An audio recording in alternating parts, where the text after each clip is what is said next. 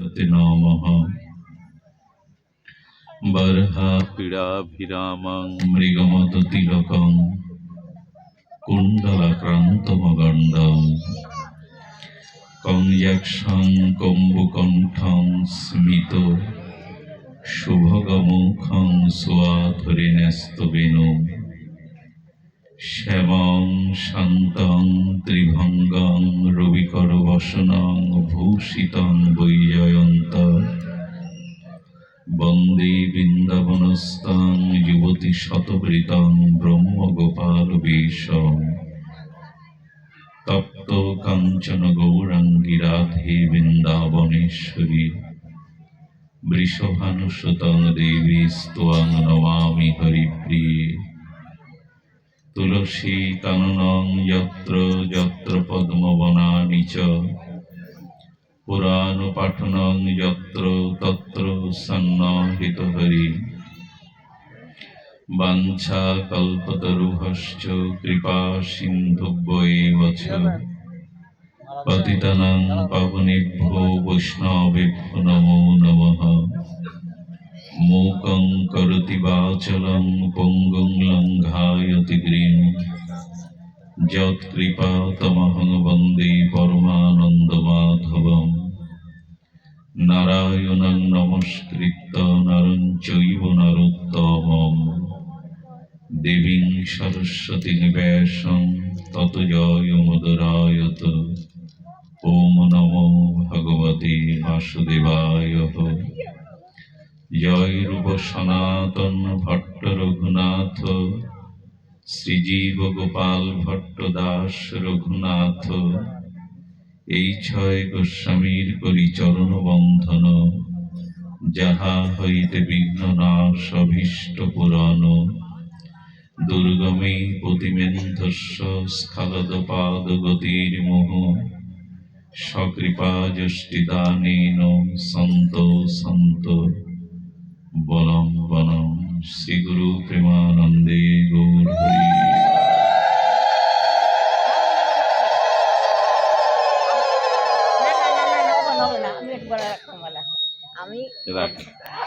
জয় গৌর প্রেমানন্দে।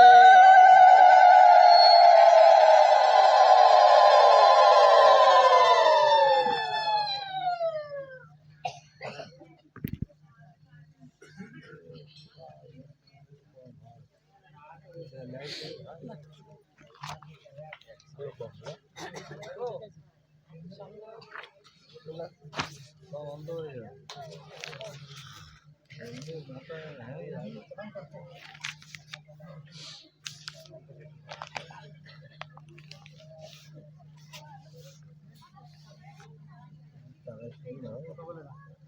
जय श्री राधे।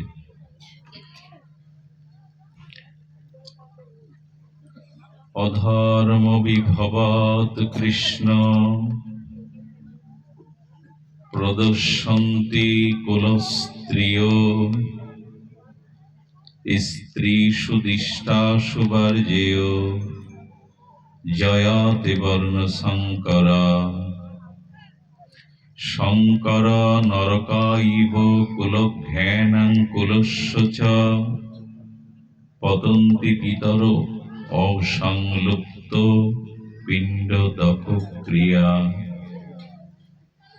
कलिजुग पावन अवतार परम प्रेममय प्रेम परतत्व सीमा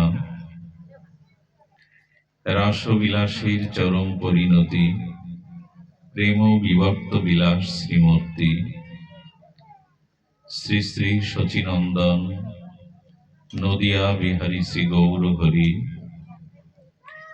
পরম পাবন পতিত উদ্ধারণ পতিত তারণ চিন্তামণি দাতা শিরোমণি পরম দয়াল পরম কারণী শ্রী নিতাই চাঁদের মহা অনুকম্পায় শ্রী শ্রী রাধা মাধবীর অহৈতুকী করুণায় আজ ভক্ত গৃহশ্রী অঙ্গনে ঋতুনাম কুসুমাকার বসন্তে ফাল্গুনের কৃষ্ণপক্ষীয় এই সান্ধ্য অধিবেশনে ভক্ত গৃহশ্রী অঙ্গনে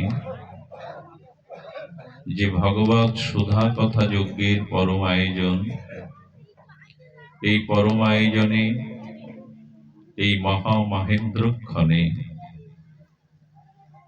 ভগবৎ সুধা যজ্ঞের শুভারম্ভে প্রারম্ভে জীবন সর্বস্ব জীবন ধন প্রাতঃস্মরণীয় পরম বন্দনীয়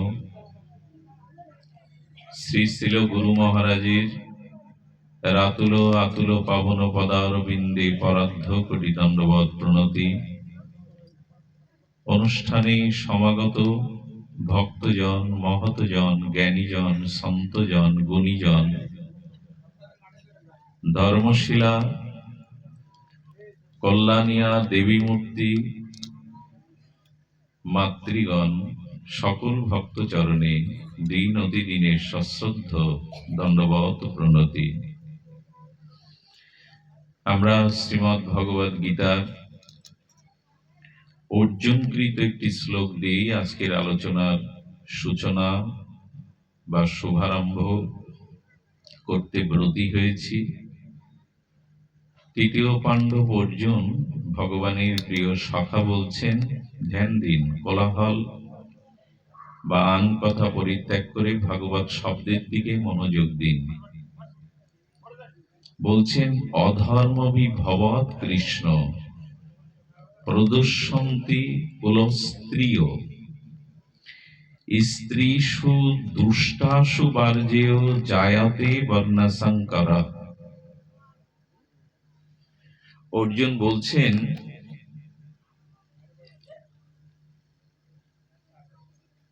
যে সংসারে যখন অধর্মবিভবৎ, কারো ব্যক্তি জীবনে, কারো পারিবারিক জীবনে যখন ধর্ম চর্চা, ধর্ম অনুশীলন না থেকে অধর্মের প্রাদুর্ভাব হয়, উদ্ভব হয়, তো অধর্মবিভবৎ অর্জুন বলছেন তাতে কি হয়? কৃষ্ণ প্রদর্শন্তি কুলস্ত্রিয়। আচ্ছা, গৃহ কাকে বলে?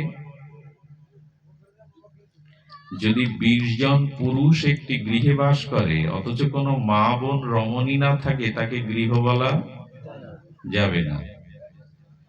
গৃহ তাকেই বলে যেখানে গৃহিণী বাস করে। বোঝা গেল? আপনি সুন্দর মনোরম অট্টালিকা বাড়ি করেন, কিন্তু ওখানে কোনো মা বোন নাই, সেটা গৃহ বলে ঋষিরা বলেননি। অর্থাৎ গৃহিণী থাকতে হবে, তবে সেটা গৃহ হবে। এবং জগতে দেখবেন 20 জন পুরুষ একত্রিত হয়ে যদি বাস করে, ওখানে যদি কোনো মা বোন না থাকে, ওটা নরক বানিয়ে ফেলবে ওরা। কারণ সেবা দিয়ে, যত্ন দিয়ে গোছাতে জানে মায়েরাই। সেবা ধর্মটা ঈশ্বর ওদের মধ্যেই বেশি প্রকট করেছেন। এই জন্য নার্সিং এর কাজে পুরুষ নয়। গর্ভে সন্তান ধারণ, পালন, পোষণ এগুলো মায়ের কাজ।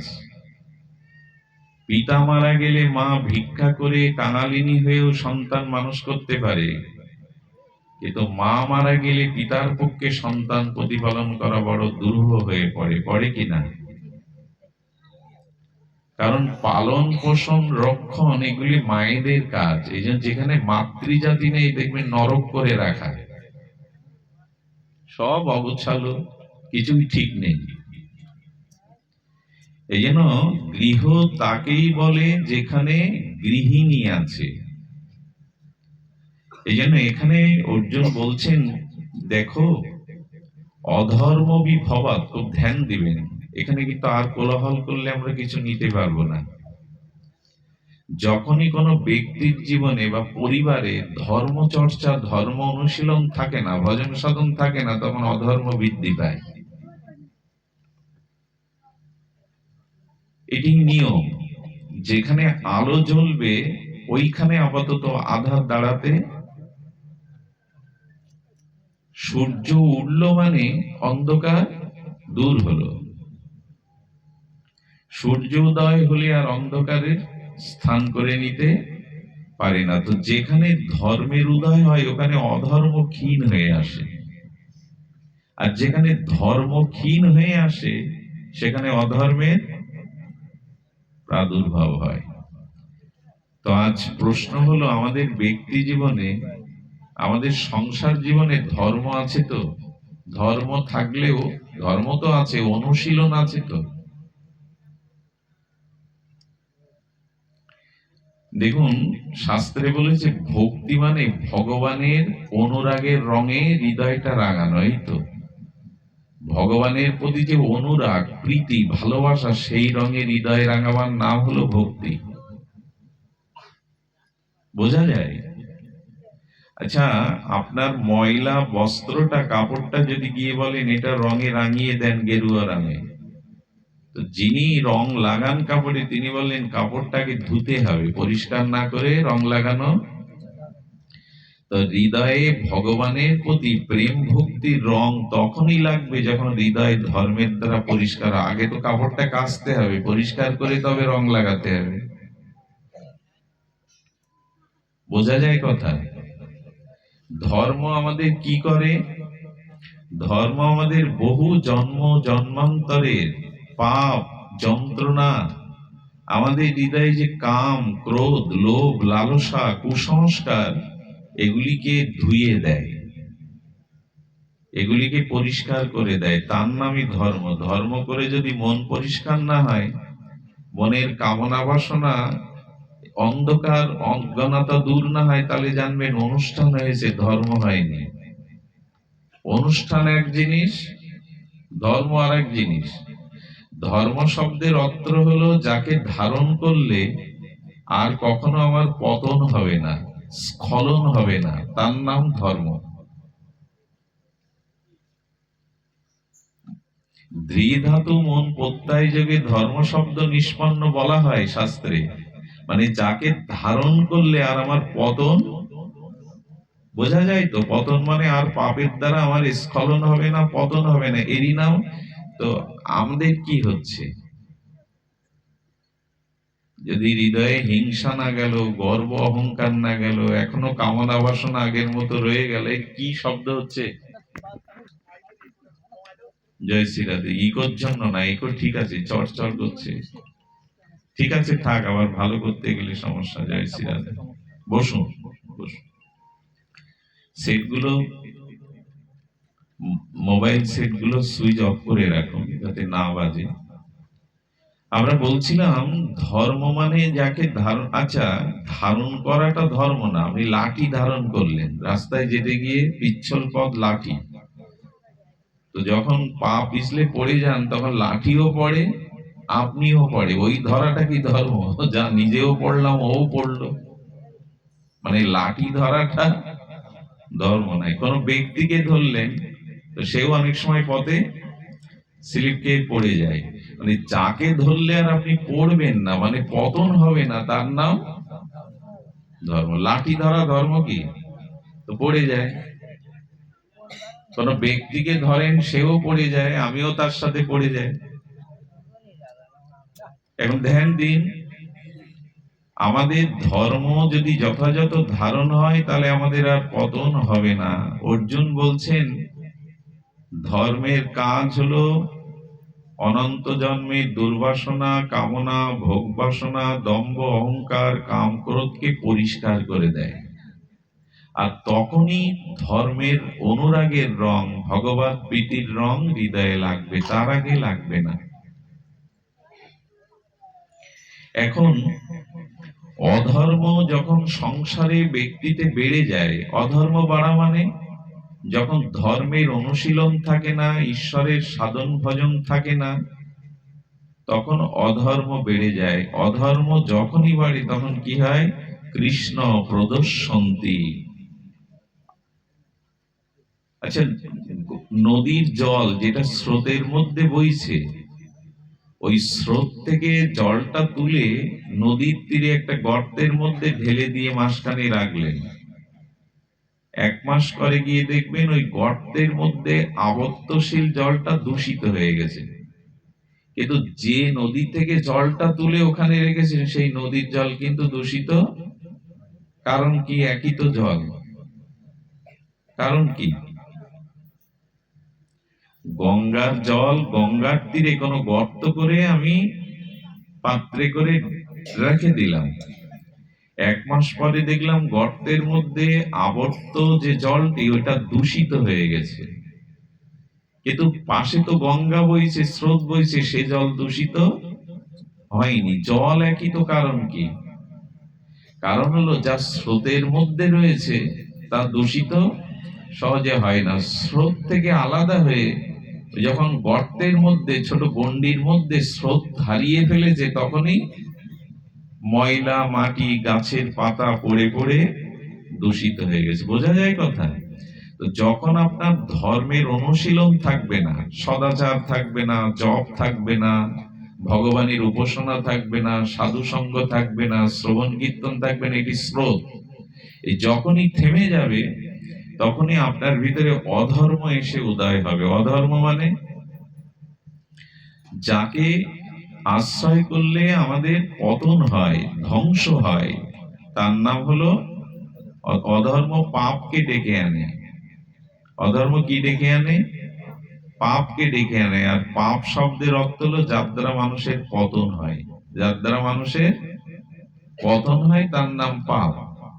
গর্তের মধ্যে জলটা রাখলেন মানে ছোট্ট আবর্তের মধ্যে মানে ধুলাবালি এসে পড়লো, গাছের পাতা পড়লো, স্রোত হারিয়ে গেছে। তো ধর্মের স্রোত যখনই বন্ধ হয়ে যাবে তখন অধর্ম এসে ঘিরে ধরবে। আর যখন অধর্ম আসবে, প্রদর্শন্তি কুলো স্ত্রীও, তখন সংসারের সব থেকে ক্ষতি হবে মায়েদের। দেখো, মার্মিক কথা, অর্জুনের কথা। পরিবারে যদি ধর্ম অনুশীলন না থাকে, ধর্ম চর্চা না থাকে, সব থেকে বেশি ক্ষতিগ্রস্ত হয় মায়েরা।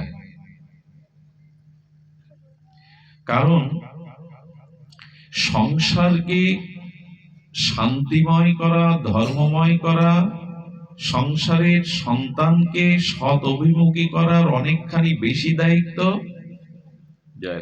মায়ের। অধর্মী ভবৎ কৃষ্ণ প্রদর্শন্তি কলয় স্ত্রীও। বসুন ডাক্তারবাবু। জয়রাধে। তার মানে গৃহে, সংসারে যখন ধর্ম চর্চা না থাকবে তখন অনেকগুলো দোষ এসে মায়েদের ভিতরে ভর করবে। বলে বাবাদের করবে না। কেউ মনে করবেন না এটা শুধু মায়েদের পক্ষেই চাপিয়ে দেওয়া হচ্ছে, কিন্তু সংসারের অনেকখানি শান্তি বা ধর্মের দায়িত্ব মায়েদের হাতে। সংসারে মায়েদের ভূমিকাটা অনন্য, এটা স্বীকার করতে হবে, সব থেকে বেশি। এই জন্য অধর্ম যে সংসারে বাসা বেঁধেছে সেখানে বহুবিধ দোষ মায়েদের মধ্যেই চলে আসবে। প্রদর্শন্তি কুলস্ত্রীও, গীতার বাণী সাধারণ নয়, শুনলে আপনার অনেক সমস্যার সমাধান হয়ে যাবে। যখনই সংসারে অধর্মের আবির্ভাব হবে, ধর্ম অনুশীলন থাকবে না, তখনই সব থেকে বেশি দোষ আসবে মায়েদের মধ্যে। তো তখন কি হবে? স্ত্রীষু দুষ্টাসু বার্জেয় জায়াতে বর্ণ সংকরা। মায়েদের মধ্যে যখন ত্যাগ থাকে না, ধর্ম অনুশীলন থাকে না, জপ ধ্যান থাকে না, পূজা আরতি থাকে না, তখন দোষ বলতে সেই মায়েদের জীবনে কিছুটা ভোগ বিলাস রজগুণ এসে যায়। আর যখনই ওই ভোগ বিলাস রজগুণের মধ্যে সে গর্ভে কোনো সন্তান ধারণ করে, তখন তারা জায়াতে বর্ণ সংকর, সব থেকে বেশি প্রভাব পড়ে তখন ওই সন্তানের উপরে। দেখুন, দিনের প্রদীপ হলো সূর্য। দিনের প্রদীপ কি? সূর্য। রাতের প্রদীপ চন্দ্র। বংশের প্রদীপ একজন সুসন্তান, সে মেয়ে হোক বা ছেলে হোক, সুসন্তান। বংশে যদি কারো কুপুত্র জন্ম নেয়, অসৎ চরিত্র, অধার্মিক সন্তানের জন্ম হয় বা বেড়ে ওঠে, শুধু ওই পরিবারের ক্ষতি হবে না, তার পূর্বপুরুষ 21 কুল নরকগামী হয়ে যাবে। আগামী ওই বংশে যারা আসবে তাদেরও সে ক্ষতি করে যাবে। নারীদের জীবনে, মায়েদের জীবনে সর্বশ্রেষ্ঠ অবদান, সর্বশ্রেষ্ঠ সম্পদ হলো গর্ভে যাতে একটা সন্তান জগতে সে দিয়ে যেতে পারে। এটা মায়েদের সব থেকে বড় ভূমিকা। এই জন্য বংশের প্রদীপ সুসন্তান। ভাগবতে বলেছে, যে বংশে একটি ধার্মিক সচ্চরিত্রবান ভগবত ভক্তের জন্ম না হবে, ততদিন তার পূর্বপুরুষের উদ্ধারের সম্ভাবনা নাই। স্ত্রীষু দুষ্টাসু বার্জেয় জায়াতে বর্ণসংকরা। যখন অধর্ম মায়েদের মধ্যে বেড়ে যাবে, ভোগ বাসনা রজগুণ বেড়ে যাবে, তখন ওই স্বামী স্ত্রীর দ্বারা যে সন্তানটি উত্তর পুরুষ জগতে আসছে, তারা বর্ণ সংকর অনুযায়ী আসছে। বর্ণ সংকর কাকে বলে? দুটো বিপরীত বর্ণের সংমিশ্রণে যা সৃষ্টি হয় তাকে সংকর বলে। এখন দেখেন না, বিদেশি গাভীর বীজ থেকে দেশি গাভীর দ্বারা ক্রস ঘটিয়ে অনেক বাছুর করা হয়। আমরা সহজে যেটা হাইব্রিড বলি এই বাজারে, ওগুলো প্রকৃত স্বাদ না, ওগুলো প্রকৃতিজাত না, ওকে সংকর ঘটিয়ে বড় করা হয়েছে, স্ফুতি করা হয়েছে। প্রকৃতির দ্বারা যেটা স্বাভাবিক হয়, হাইব্রিড তা না। তার মানে এই যে সংসারে যখন ধর্মের আবির্ভাব না হয়ে, ধর্ম অনুশীলন না হয়ে, বারবার কথাটি বলছি, ওইখানে ধর্ম আধ্যাত্মিকতা থাকবে না, তখন কামনা বাসনা ভোগ মায়েদের মনে চিত্তে যখন আসবে, তখন এই যে ভোগ বাসনা রজগুণের দ্বারা যে সন্তানগণ আসবে, তাদের গর্ভে উত্তর পুরুষ, তারা বর্ণ সংকর হয়ে জন্মাবে। সুস্থ মস্তিষ্ক সম্পন্ন, বিবেক প্রধান, সচ্চরিত্র ধার্মিক সন্তান আসবে না। সংসার করার মূল উদ্দেশ্য, সফলতা হলো একটি সুসন্তানকে সংসারে রেখে যাওয়া। আমি আপনাদের একটা কথা বলি, আপনারা যন্ত্রের মাধ্যমে বহুবার শুনেছেন, কিন্তু খুব সতর্ক হয়ে শুনুন। 1985 বা 80 থেকে বর্তমান 2025, এটা কত সাল? 25। এই 80-85 থেকে 2025 এই সময়টার মধ্যে পৃথিবীতে সব থেকে বড় কঠিন সমস্যা একটা, রাজনৈতিক, অর্থনৈতিক, শিক্ষা, অমুক তমুক সমাজ সমস্যা আছে, থাকবে, কিন্তু সব থেকে কঠিন সমস্যা কি জানেন? এই সময়ের মধ্যে যারা জন্মেছে, এই প্রজন্মকে যথাযথ আদর্শবান, চরিত্রবান, ধার্মিক করে তোলাটাই সব থেকে কঠিন। আকাশে যুদ্ধ বিমান তৈরি করা, পরমাণু বোমা তৈরি করা এখন কঠিন না। সমুদ্রের তলে সাবমেরিন তৈরি করা এখন কঠিন না। এখন ঘরে ঘরে ডাক্তার, মাস্টার, ইঞ্জিনিয়ার বানানো খুব কঠিন না। সব থেকে কঠিন হয়ে গেছে বর্তমান প্রজন্মের সন্তানদের আদর্শ মানুষ করে, আদর্শ ধার্মিক চরিত্রবান করে গড়ে তোলা। এর থেকে কঠিন কাজ পৃথিবীতে আর নাই। এটা এই সময়ের মধ্যে গবেষণামূলক কথা। এটি পিতামাতার জীবনে এখন সব থেকে কষ্ট, সব থেকে তপস্যা, যন্ত্রণা হচ্ছে সন্তানকে কি করে আদর্শবান করা যায়। এটা এখন আর সহজ নেই। বিশ্ববিদ্যালয়ে পাঠিয়েও সন্তান মানসিক রোগগ্রস্ত, ড্রাগে আসক্ত। বিশ্ববিদ্যালয়ে যে সন্তান পড়ে, তার জীবনও এখন শঙ্কিত। বাবা মার ঘুম হয় না রাত্রে। সন্তানকে আদর্শবান করে গড়ে তোলা, ধার্মিক চরিত্রবান করে গড়ে তোলা পৃথিবীর সব থেকে কঠিন সমস্যা হিসাবে বিবেচিত এখন। এই জন্য এইদিকে ধ্যান দিতে হবে। কেন হচ্ছে এই প্রজন্ম এরকম? বর্তমান যুবক যুবতী যারা বর্তমান প্রজন্মের, তারা, তাদের দোষ নয়, কিন্তু ঘরে থেকেই আমরা তাদের যেভাবে জগতে আনছি, যে মনোভাবে যার দ্বারা আনছি, তার থেকে জন্মগত ত্রুটি থেকে যাচ্ছে। এবং একটা জিনিস জেনে রাখুন, জন্মে যাদের দোষ থাকে, এরা উপদেশে ফেরে না। বোঝা যায় কথা? যাদের জন্মগত ত্রুটি বা দোষ থাকে, পিতামাতার সাধনা নেই, তপস্যা নেই, কামনার দ্বারা, ভোগের দ্বারা যেসব সন্তান জগতে এসছে, অধর্মের দ্বারা, তাদের সৎ উপদেশ দিয়ে আপনি ফেরাতে পারবেন না। জন্ম যাদের দোষ দুষ্ট, তারা সৎ এবং দয়াতে বশ হয় না। তাদের দয়ার কথা বলুন, সতের কথা বলুন, মাথা নাড়বে, কিন্তু পরিবর্তন হতে পারবে না। পারলে দুর্যোধন পরিবর্তন হয়ে যেত। দুর্যোধনকে কে উপদেশ দিতে গিয়েছিল জানেন? স্বয়ং ভগবান শ্রীকৃষ্ণ। ভগবান দুর্যোধনকে এই উপদেশ দিতে গিয়েছিল, 5টা গ্রাম দাও। তারা তো পাণ্ডবরা ভাই, তাদের তো এটা প্রাপ্তি। তাহলে আর কুরুক্ষেত্রে রক্তক্ষয় হবে না, বিধবা হবে না মায়েরা, কুরুবংশ ধ্বংস হবে না। ভগবান কৃষ্ণের উপদেশে দুর্যোধন বললেন, জানামি মে ধর্ম কর্মে ন চ প্রবৃত্তি। কৃষ্ণ, জনার্দন, আমি ধর্ম কোনটা জানি, কিন্তু আমার ইচ্ছা নেই করবার, প্রবৃত্তি নেই। আর আমি এও জানি অধর্ম কোনটা, কিন্তু ত্যাগ করার প্রবৃত্তি আমার। কারা বলে? জন্মে যাদের দোষ আছে। কথাটি একটু ভারী শোনায় না? জন্মদোষ। জন্মদোষ মানে কি? যে স্বামী স্ত্রীর মধ্যে ধর্ম নাই, ধর্ম অনুশীলন নাই, ভগবানের নাম নাই, সদাচার নাই, শাস্ত্রীয় জ্ঞান নাই, আছে ভোগ বিলাস, অধর্ম, তাদের মধ্যে দিয়ে এই সন্তানগণ আসে। আর বর্তমান প্রজন্মে তাই হচ্ছে।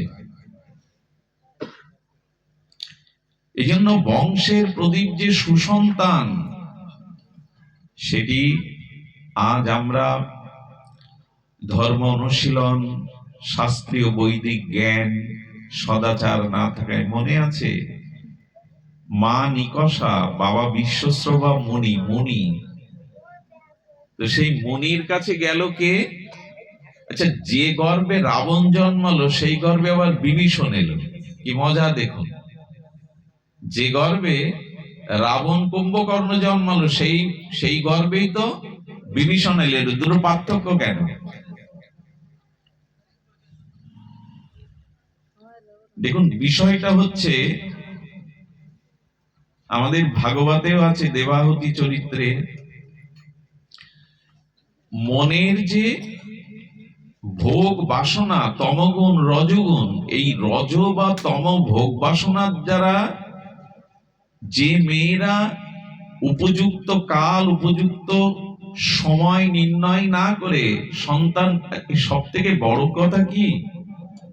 সব থেকে বড় কথা, একটা ক্ষেতে বীজ বপন করার জন্য মানুষ ক্ষেতটা কি করে? আগে পরিপাটি করে নেয়, চাষ নিয়ে দেয়, মই দিয়ে দেয়, সার ছড়িয়ে উর্বর করে নেয়, তারপরে আবার কত দূরে ভালো বীজটা কিনতে যায় জেলা শহরে। সেই বীজ উপযুক্ত কাল, উপযুক্ত সময় বপন করে। একটা বাগদা চিংড়ি কিভাবে গ্রেট হবে, তাই বিদেশ থেকে গবেষক আনা হয়। হ্যাঁ, একটা গরু কি করে মোটা তাজা হবে, তার জন্য ওষুধ গবেষণা করা হয়। অথচ কোন সময় সন্তান জন্মালে সেই সন্তানটা ধর্মজ সন্তান হবে, আদর্শ সন্তান হবে, সেই কাল কখন, সেই সময় কখন, সেই বিধি কেমন, এটা জানা নেই।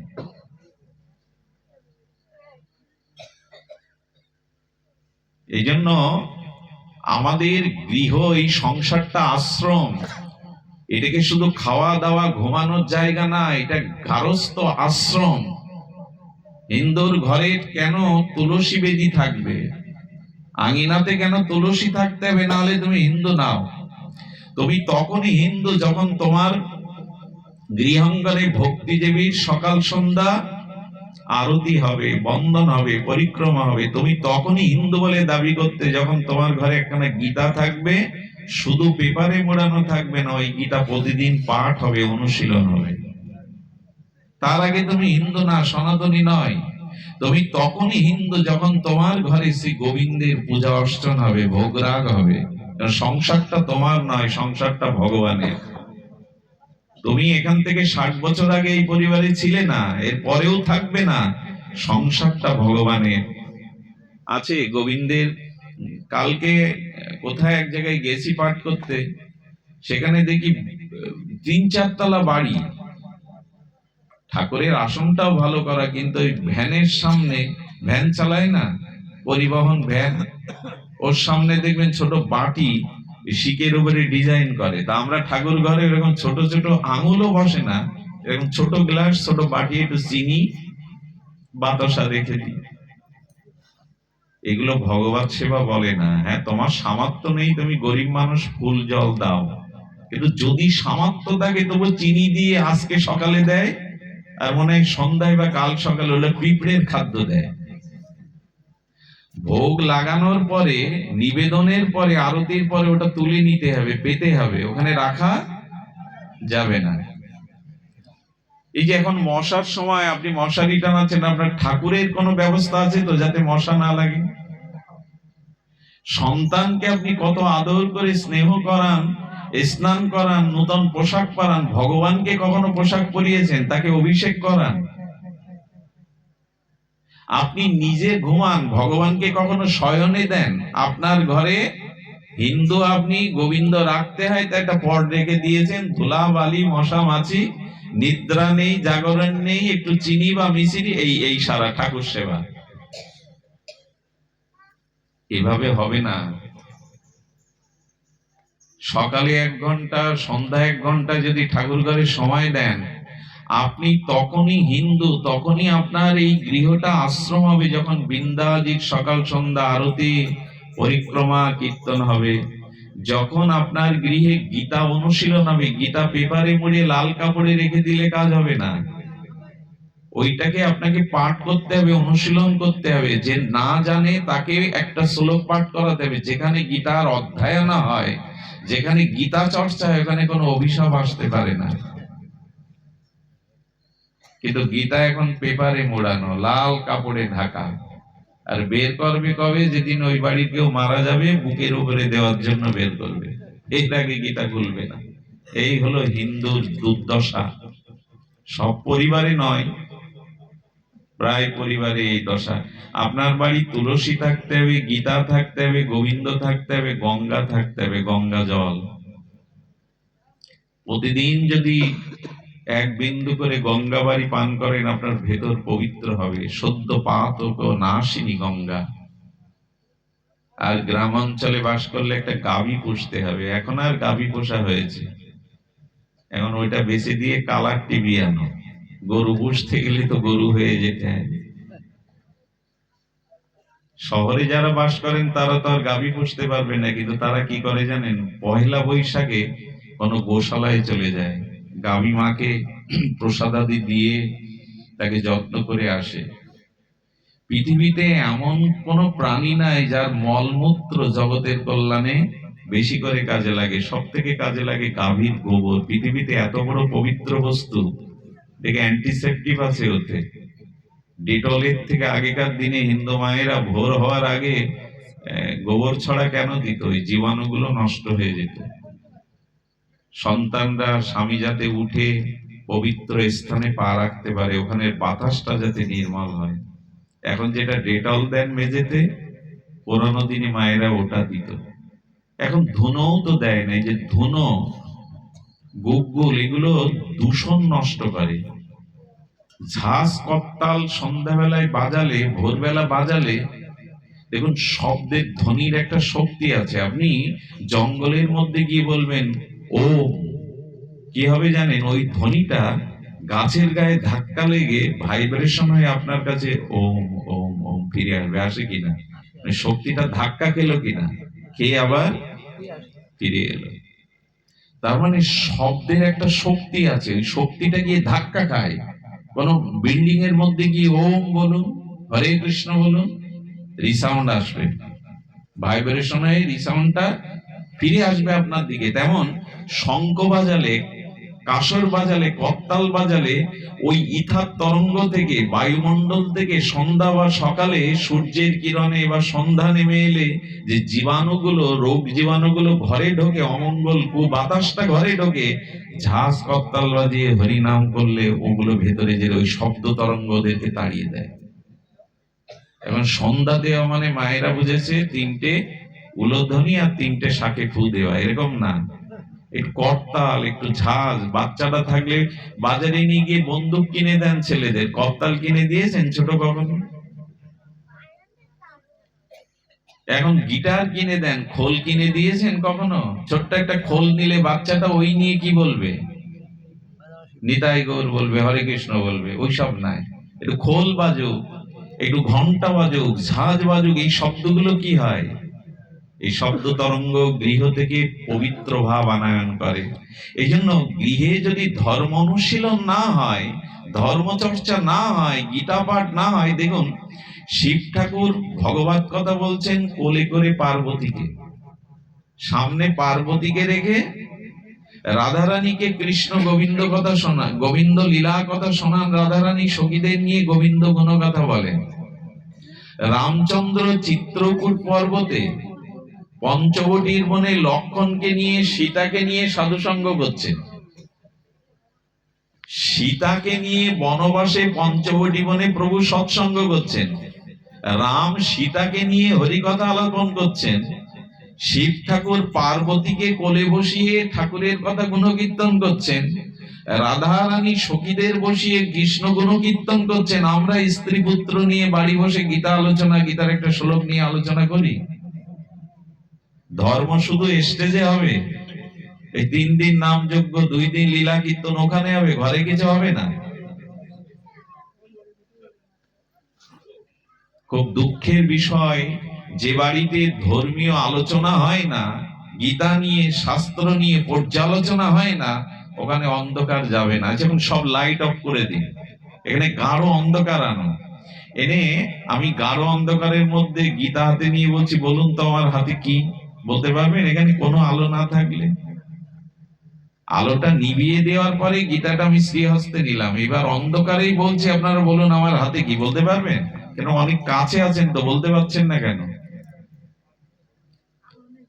আলো নেই বলে। ঠিক বলেছেন, আলো না থাকলে আমার হাতের বস্তু আপনিও এখানে বসে। তার মানে ভেতরে যদি জ্ঞানের আলো না থাকে, আমাদের ভিতরে যদি শাস্ত্র জ্ঞানের জ্ঞান না থাকে, তাহলে আমরাও কোনো বস্তু চিনতে বা বুঝতে পারবো না। মানুষের জীবনে সর্বশ্রেষ্ঠ বিষয়টা হলো তত্ত্বকে জানা, জিজ্ঞাসা করা। গীতা সৃষ্টি হলো জিজ্ঞাসার দ্বারা, ভাগবত আলোচনা হলো, ভাগবত সৃষ্টি হলো জিজ্ঞাসা দ্বারা, উপনিষদ সৃষ্টি হলো জিজ্ঞাসার দ্বারা। এখন আমাদের মধ্যে জিজ্ঞাসাই নেই। ধর্মকে জানা, সংসারকে জানা, সুসন্তান কিভাবে আসবে, নিজে কিভাবে উদ্ধার হব, আমার প্রকৃত কল্যাণ কিসে হবে, কার সঙ্গ করতে হবে, কার সঙ্গ ত্যাগ করতে হবে, এইসব জানার বিষয়গুলো প্রশ্ন নাই। আর সব থেকে বড় কথা, তত্ত্ব এবং বস্তু ধর্ম না জানতে, জিজ্ঞাসা ছাড়া জানা যায় না। তত্ত্ব এবং বস্তু, এই জ্ঞান জিজ্ঞাসা দ্বারা কোনোদিনই হবে না। এখন মানুষের মনে জিজ্ঞাসাই নেই। দোকান থেকে, অফিস থেকে এসে বাড়ি যদি বউ ছেলে মেয়ে নিয়ে একটু বসি, তা সে সঙ্গীত চর্চা করুন, ঈশ্বরের ভজন করুন, একটা গীতার শ্লোক নিয়ে আলোচনা করুন, ওইখানেই স্বর্গে এসে দাঁড়াবে, ওইখানেই পবিত্র আত্মা এসে দাঁড়াবে, ওইখানেই পরম মঙ্গল এসে দাঁড়াবে। এখন ধর্ম আলোচনা পড়ে মরুক, শতকরা প্রায় 50% ঘরে গিয়ে দেখেন শাশুড়ি বৌমার আলাপ নাই। ধর্ম আলোচনা রাখুন শিখেই, এমনি আলাপ নাই তাদের মধ্যে। কোন বাড়ি গিয়ে বলি, মা তো বলে 2 বছর তার সাথে আমার কোনো কথাবার্তা, ভাই ভাইয়ের মুখ দেখে না, প্রতিবেশীর সাথে দেয়াল তুলে দিয়েছে, ঝগড়াঝাটি। তো ধর্ম আলোচনা কি? এমনিই তো কথা বন্ধ হয়ে গেছে, তার ধর্ম আলোচনা কি করবে? এই হলো দুর্দশা। পরিবার এমনি আশ্রম হয় না, গৃহ এমনি আশ্রম হয় না। স্বর্গের থেকে গৃহে শান্তি থাকে, স্বর্গের থেকে সুখ থাকে গৃহে, গৃহ যদি আদর্শবান হয়। ভগবানও তো কারো গৃহে এসেছেন, মায়ের কোল আশ্রয় করে এসেছেন। ভগবান কি মাটি ফুঁড়ে এলেন? কৌশল্যানন্দন রামচন্দ্র, দেবকী নন্দন যশোদানন্দন কৃষ্ণ, শচীনন্দন গৌর হরি, এরা তো মা বাবাকে আশ্রয় করে কোন গৃহেই এসেছেন ভগবান। এখন গৃহটা এখন অশান্তি কেন? ধর্ম আলোচনা রেখে দিন। নিজেদের মধ্যে কথাও বন্ধ। কথা যদি না বলে, একে অপরের মধ্যে ভাব বিনিময় হয়, কথার দ্বারা একটা মানুষের সাথে মানুষের ভাবের বিনিময় হয়, কথার দ্বারা একটা মানুষের ভাব আর একটা মানুষের মধ্যে প্রকাশ হয়। কথা বললে তার প্রতি আসক্তি জন্মায়, দেখবেন যার প্রতি খুব বেশি কথা বলবেন তার প্রতি একটা আসক্তি জন্মাবে। তো সংসারে পরিবারে কেউ কারোর সাথে এখন ভালো করে কথা বলারই সময় নেই, আসক্তি হবে কি করে, মিল হবে কি? আর সেখানে ধর্ম আলোচনা তো স্বপ্ন দেখার মতো।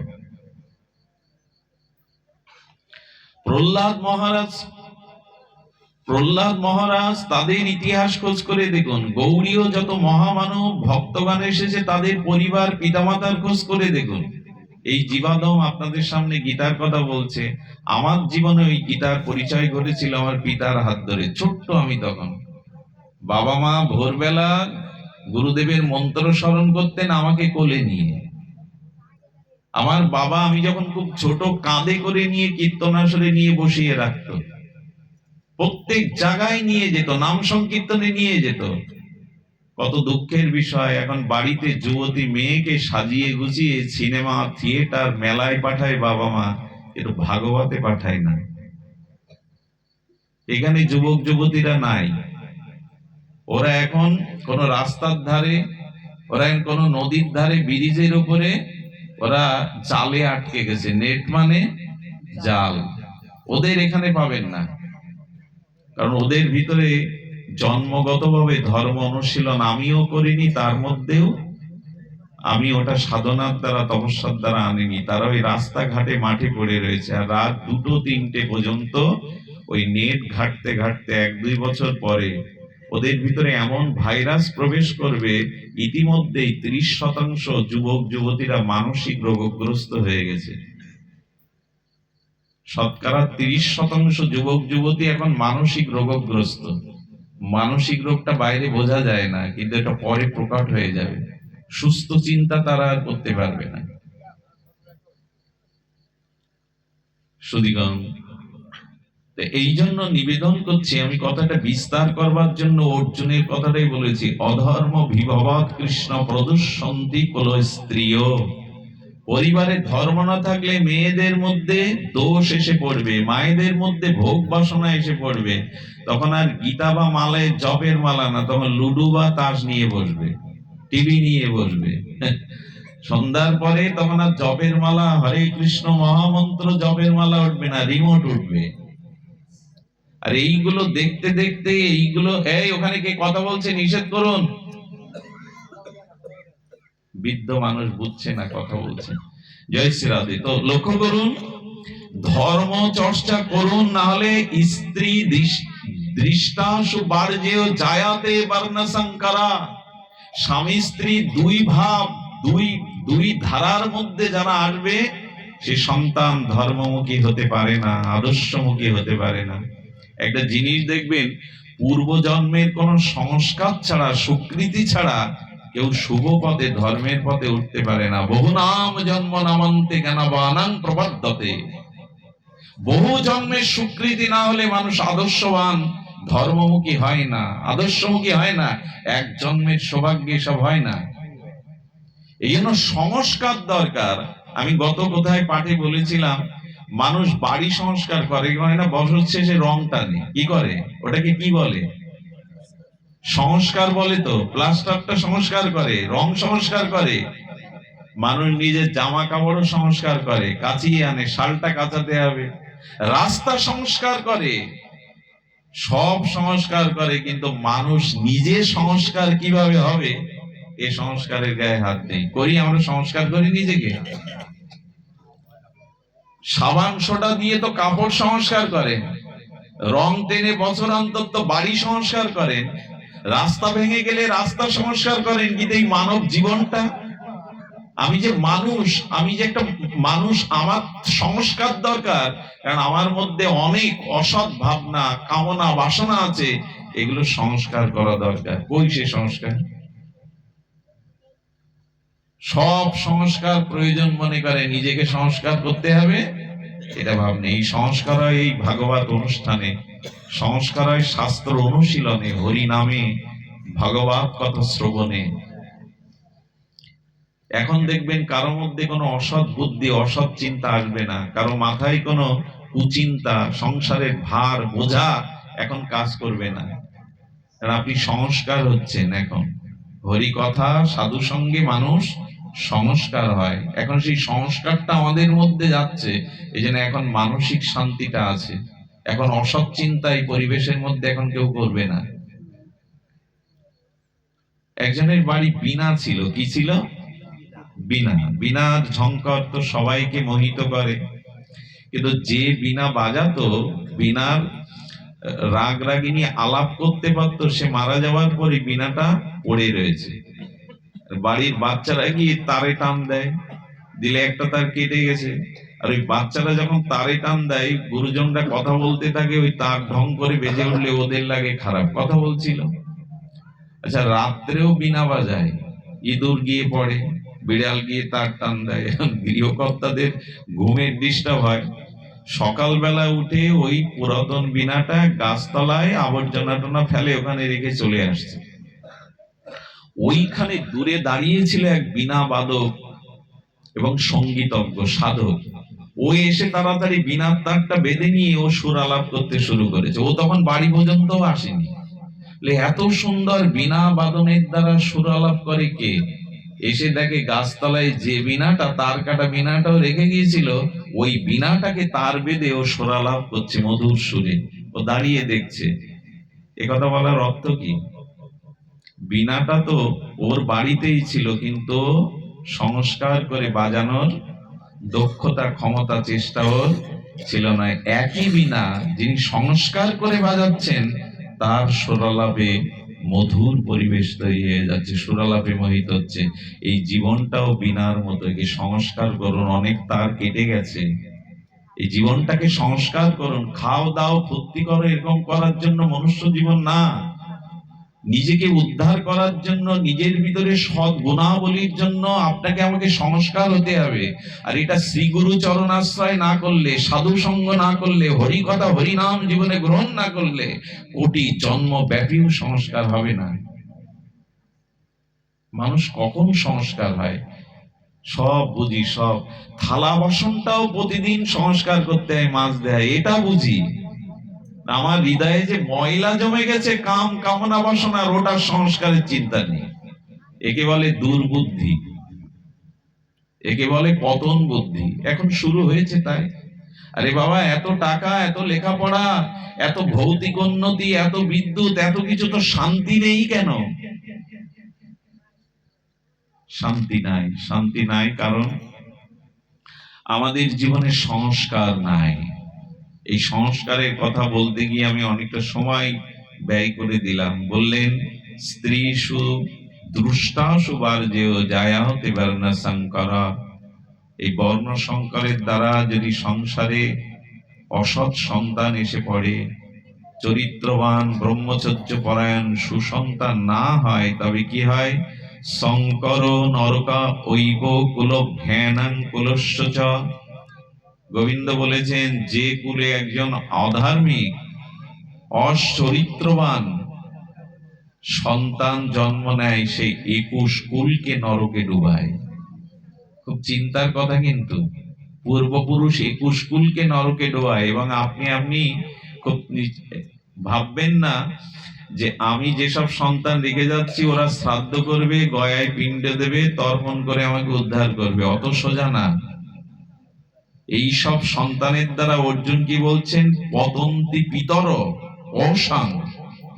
এরকম অসৎ সন্তান যদি বংশে আসে, তাহলে কি বলছেন? পতন্তি পিতর, পূর্বপুরুষদের পতন ঘটিয়ে দেবে। আর কি করবে? কি অদ্ভুত কথা! অসাং লুপ্ত পিণ্ড দকক্রিয়া। এই জাতীয় সন্তানদের দ্বারা পূর্বপুরুষের পিণ্ড বা তর্পণ কাজে লাগবে না। সব সন্তানের হাতে তর্পণ শ্রাদ্ধ করলেই যদি বাবা মা উদ্ধার হতো পূর্বপুরুষ, কেউ আর নরকগামী হতো না। এরকম ভাববেন না যে শ্রাদ্ধ করলে, আর আজকাল শ্রাদ্ধ বলতেই তো আর এক যন্ত্রণা। গ্রামের লোক নাকি প্রস্তাব দেয়, এই না দিলে তোমার বাড়ি খেতে যাব না। আরে যে মারা গেল, তার কল্যাণের চিন্তা নেই। এই নিয়ে এখন কদিনে শ্রাদ্ধ, কি শ্রাদ্ধ, এই নিয়ে জঞ্জাল। গীতা বলছে মরার পরে ওইসব জঞ্জাল নাকি নিজের উদ্ধার নিজে করে হেঁটে দাও, অন্যের প্রতি ভরসা করো না, কে তোমার উদ্ধার করবে, নিজের উদ্ধার নিজে করো, অন্য কারোর প্রতি ভরসা রেখো না। কে কত লোক খাইয়েছে, হ্যাঁ, কে কত হাজার অমুক তমুক করেছে, শ্রাদ্ধ মানে কি এই? শ্রদ্ধা না থাকলে, সচ্চরিত্রবান না হলে উদ্ধার কিন্তু তারা করতে পারবে না। এই জন্য অর্জুন বলছেন, প্রভু অধর্ম যদি জীবনে প্রবেশ করে, অধর্মের দ্বারা কুলস্ত্রী ও দুষ্ট হয়ে যাবে, আর অধার্মিক সন্তানগণ বর্ণ সংকারের দ্বারা সংসারে আসবে, তাতে পূর্বপুরুষের উদ্ধার, শ্রাদ্ধ তর্পণ পিণ্ডোদ্যোগ ক্রিয়া হবে না, তাতে পতনই নেমে আসবে। এখন তো সেটাই আমরা দেখছি চারিদিকে। এই জন্য আসুন, গৃহটা যদি সুন্দর না হয়, গৃহে যদি ধর্ম অনুশীলন না হয়, আপনি ওই 2-4 ঘন্টা যজ্ঞের আসলে গিয়ে ভালো লাগবে, কিন্তু না, গৃহে কিছু আনতে পারবেন না। মহাপ্রভু বললেন, ছাড়ি অনাচার করো কৃষ্ণের সংসার, সংসারে অনাচার ছেড়ে দাও। মহাপ্রভু বলেছিলেন, তুমি যদি গৃহী হও তো তোমার প্রথম কর্তব্য শ্রীকৃষ্ণ অর্চন, ভগবানের সুন্দর করে বিগ্রহ রাখো, 2 টাকা গুছিয়ে তার সিংহাসনটা সুন্দর করো, তার একটি বিগ্রহ আনো, সেটা প্রাণ প্রতিষ্ঠা করো, নিত্য তাকে সেবা পূজা করো। দেখুন, যারা ভোরবেলা উঠে মঙ্গল আরতি দেয়, সেখানে অমঙ্গল ঢুকবে কি করে? যারা সন্ধ্যাবেলায় ভগবানের দিব্য আরতি কীর্তন করে, সেই গৃহে অবশ্যই কল্যাণ বয়ে আসবে। তো আমি আপনাদের কাছে নিবেদন করব, শুরু করেছিলাম, আগে কাপড়টা ধুতে হবে, ধোয়ার পরে তবে রং লাগাতে হবে। তেমন ধর্মের দ্বারা আগে হৃদয়টা পরিষ্কার করতে হবে, তারপরে ওখানে ভক্তির উদয় হবে। ভক্তি কি করে আসবে? বলে, যিনি বৈদিক শাস্ত্রীয় রীতিনীতি মেনে চলেন, সেই তজ্জাতীয় ব্রাহ্মণ বৈষ্ণব সাধুদের সঙ্গ করতে হবে। ধর্ম আপনার জীবনে ততদিন আসবে না যতদিন কোন বেদ ও শাস্ত্র বিহিত কর্মকৃত কোন শুদ্ধ সদাচার সম্পন্ন ব্রাহ্মণ বৈষ্ণব এদের সঙ্গ না করবেন।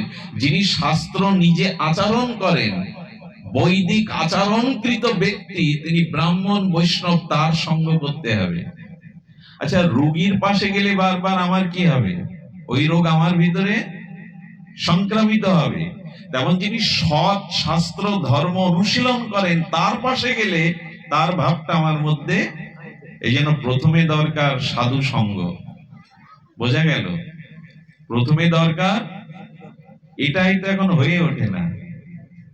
তো যদি বলেন, বাবা সব দিন তো আমরা সাধু পাবো না, সব দিন সঙ্গ করতে পারবো না, তখন বলছেন সাধু সঙ্গ যদি প্র্যাকটিক্যাল এভাবে সৌভাগ্যে না হয়, তবে গ্রন্থের থেকে বড় সাধু আর কিছু নেই। গ্রন্থ সঙ্গ করো, একটু গ্রন্থ পাঠ করো।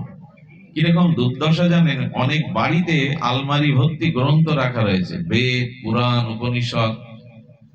ওর ওই তত্ত্ব, ওর ওই রস কারা পান করে জানেন? তেলাপোকা আর ইঁদুর। ওগুলো রাখা রয়েছে, অথচ উনি নিজে গ্রন্থগুলো রাখা কেন বলুন তো? রাখা কেন? লোক এসে দেখুক আমি সাহিত্য প্রেমী, আমি গ্রন্থ প্রেমী, আমার বাড়িতে সাহিত্য চর্চা, গ্রন্থ চর্চা হয়, আলমারি ভর্তি করে রেখে দিয়েছি। এক আলমারির মধ্যে দেখি 25-30টা চায়ের কাপ সাজানো প্লেট দিয়ে। বলে, মা তোমরা চা খাও? বললো, না। সাজানো কেন? একটু দেখাবে ভালো বলে। কি দুর্দশা! এখন অপ্রিয় জিনিস লোকের কাছে ঘর সুন্দর হতে হয়। রোগ থাকলে, শোক থাকলে, যন্ত্রণা থাকলে ওইসব সাজিয়ে সুখ পাওয়া যায়? আলমারি সাজাবে, ভগবানকে সাজাবে না। গ্রন্থ কিনে ঘরে রাখবে, অথচ তার বাণী অনুশীলন করবে না। তো সাধু সঙ্গ নাই তো গ্রন্থ সঙ্গ করুন। আমাদের বিষ্ণু ডাক্তার মহাশয়কে দেখেছি, সজ্জন ব্যক্তি, যখনই ধনঞ্জয়ের কাছ থেকে একটা গ্রন্থের পরে গ্রন্থ কিনে নিয়ে যান। ওনার নামটাই কারণে বলছি, ওনার গ্রন্থ কেনার একটা নেশা আছে।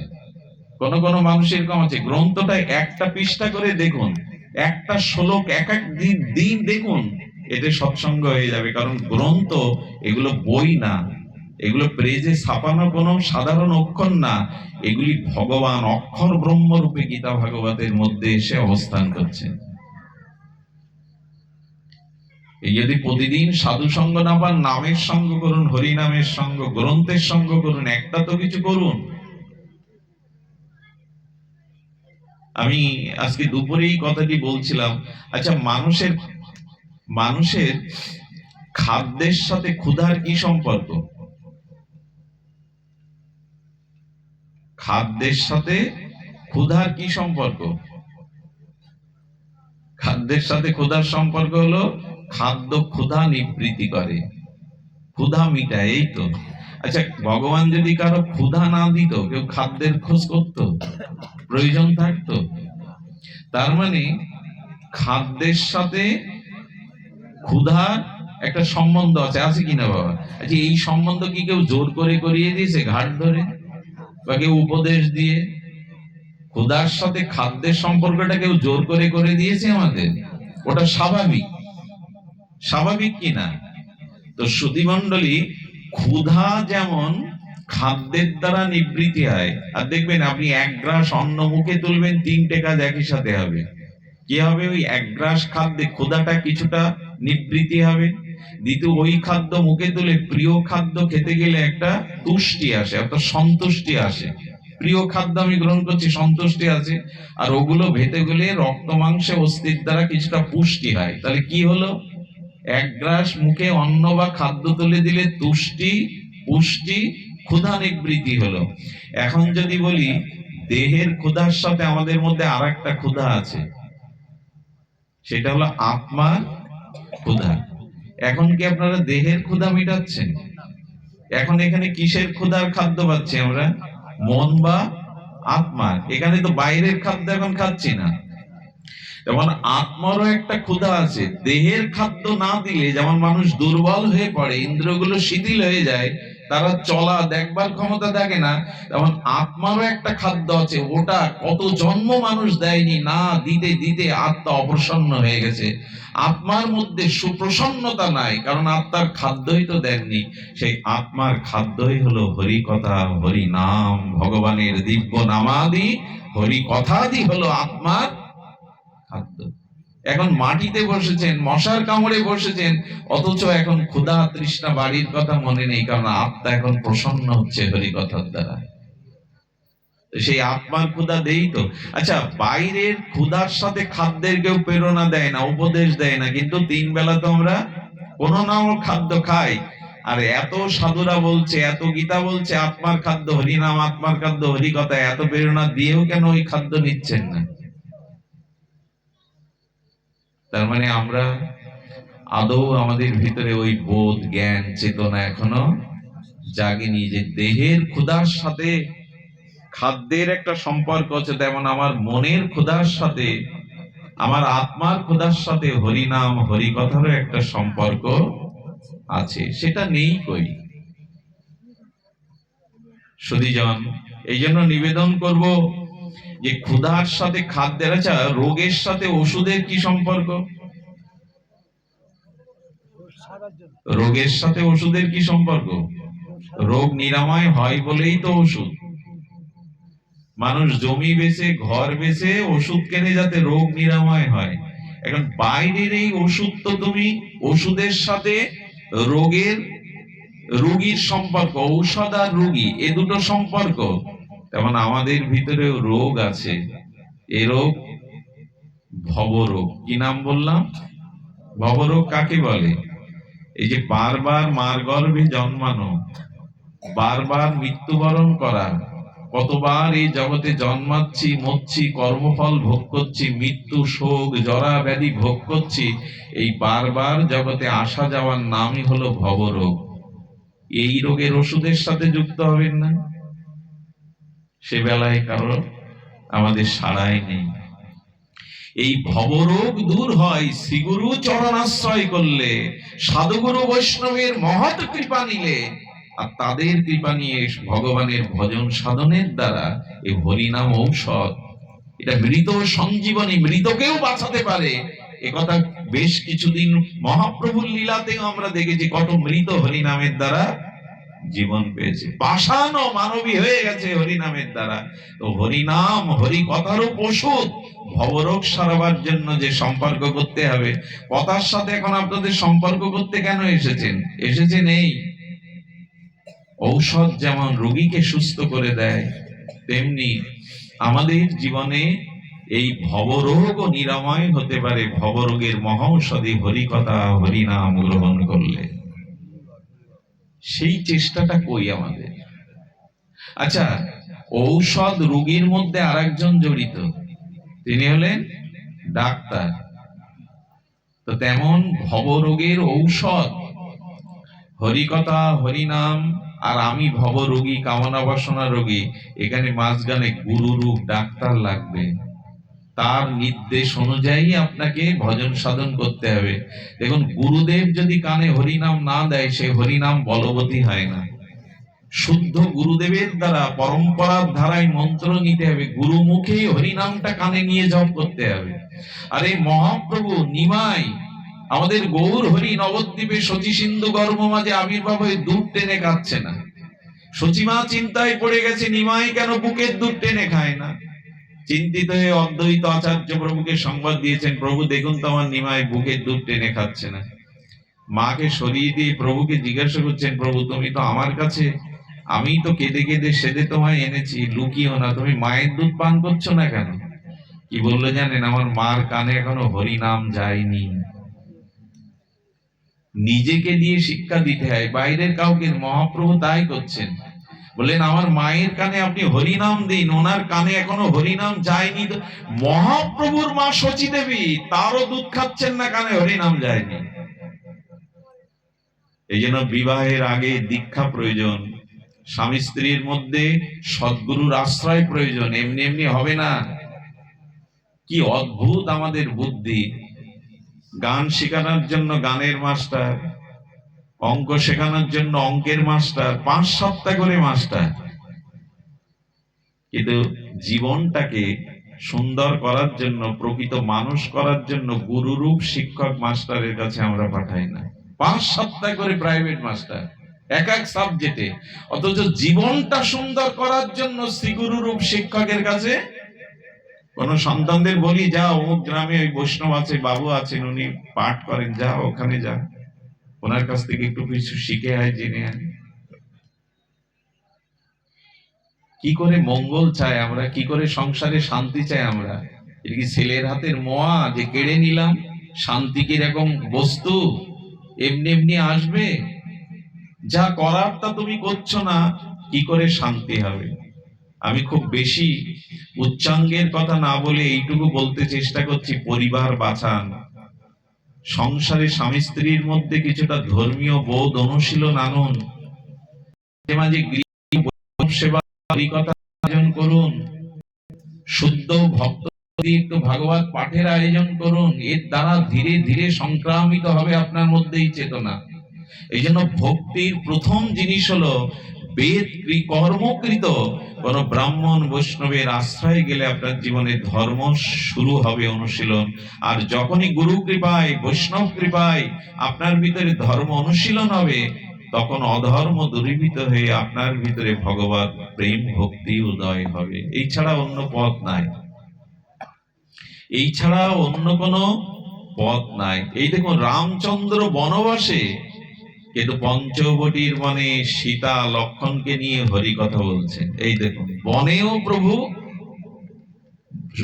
সৎসঙ্গ করছেন, ভগবত সঙ্গ করছেন বনে। আচ্ছা, ওখানেই আনন্দে ছিল। তো সৎসঙ্গ যখন শেষ হলো, ওখানে কার প্রবেশ ঘটেছিল জানেন? পুতনা। পুতনা না, রাবণের ভগ্নী শূর্পণখা। ভুল হলো, শূর্পণখা এলো। আচ্ছা, কি মজা! দেখুন, প্রভু সীতাকে নিয়ে, ভক্তিকে নিয়ে সৎসঙ্গ করলেন। শূর্পণখা কখন এলো? সৎসঙ্গ শেষ হলে। সৎসঙ্গের মধ্যেও আসেনি, সৎসঙ্গের আগেও। সৎসঙ্গ শেষ হলে শূর্পণখা এলো কেন? খুব মার্মিক কথা, শুনলে আনন্দ পাবেন। এখানে কি বলছে জানেন? তুলসীদাস গোস্বামী পাদ বলছে, দেখো গুরু কৃপা, সাধু কৃপা, যখন তুমি ভজন সাধন করবে, এই ভজন সাধন গ্রহণ করলে, অনুশীলন করলে, এগুলো করতে থাকলে, তখনই তোমার জীবনে এই শূর্পণখা আসবে। শূর্পণখা মানে বাসনা। এলো তো, রামকে প্রতিরূপে পাবে বলে কামনা বাসনা নিয়ে শূর্পণখা এলো। আচ্ছা, সৎসঙ্গ শেষ হলে এলো কেন, আগে আসতে পারেনি? বলে না, কেউ যদি বলে আগে পরীক্ষা না আগে পড়া, সারা বছর পড়েই তো শেষে পরীক্ষা, না পরীক্ষা আগে তারপর সারা বছর পড়া? কোনটা? পরীক্ষা পড়ে না আগে? আরে তুমি কি সারা বছর পড়েছো তারপরে তো পরীক্ষা, না পরীক্ষা দিয়ে পড়তে হবে? এই কথাটাও তাই। আগে আপনি গুরুকরণ করুন, ভক্ত হন, মালা তিলক নিন, সৎসঙ্গ করুন, তারপরে বাসনা কামনা পরীক্ষা আপনার জীবনে চলে আসবে, তার আগে আসবে না। আর ওইখানে কি করতে হবে? আচ্ছা দেখুন, মজার কথা, শূর্পণখা কি রূপে এলো? রাক্ষসী রূপে, কুৎসিত রূপে? জানা আছে কি মা? এখন তো আর এইসব পাঠ হয় না রামায়ণ। কি রূপে এলো? সুন্দর। বাসনা আমাদের জীবনে কি রূপে আসে? কুৎসিত রূপে? বাসনা আমাদের কাছে নববধূর মতো সুন্দর লাগে। সুন্দর লাগেই বলেই তো জড়িয়ে ধরতে যায়। বাসনা কখনো কুরূপ নিয়ে আমাদের আসে না, বাসনা খুব সুন্দর রূপ নিয়ে আসে। এই যে যশ, খ্যাতি, অর্থ, পূজা, প্রতিষ্ঠা।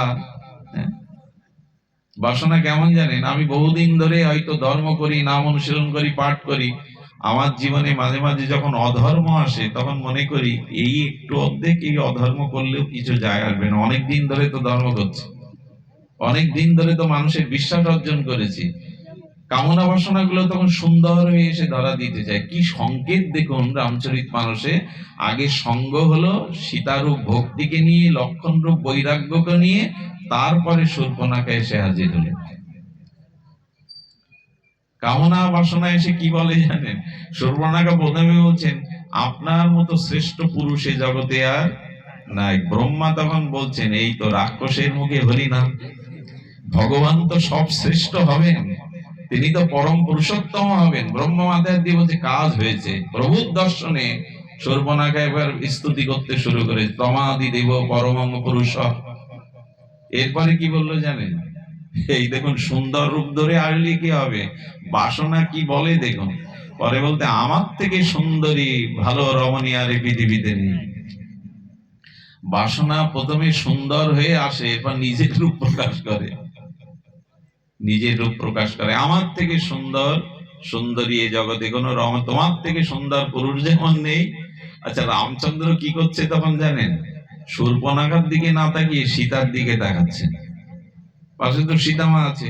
কি সংকেত দিচ্ছে জানেন? কি অপূর্ব এই কথাগুলি। বলে, যদি কখনো বাসনা তোমার সামনে আসে, তবে বাসনার দিকে না তাকিয়ে ভক্তির দিকে তাকাও। সীতা মানে ভক্তি, ভক্তির দিকে তাকাও, তাহলে বেঁচে যাবে। যত শূর্পণখা বলছেন আমার দিকে তাকাও, আমার মতো রূপবতী কেউ নাই, আমার মতো নারী, তোমার মতো পুরুষ জগতে কেউ নাই, তত রামচন্দ্র সীতার দিকে তাকাচ্ছেন। কামনা বাসনা যদি কখনো এসে হাজির হয়, তো ভক্তির দিকে দৃষ্টি দাও।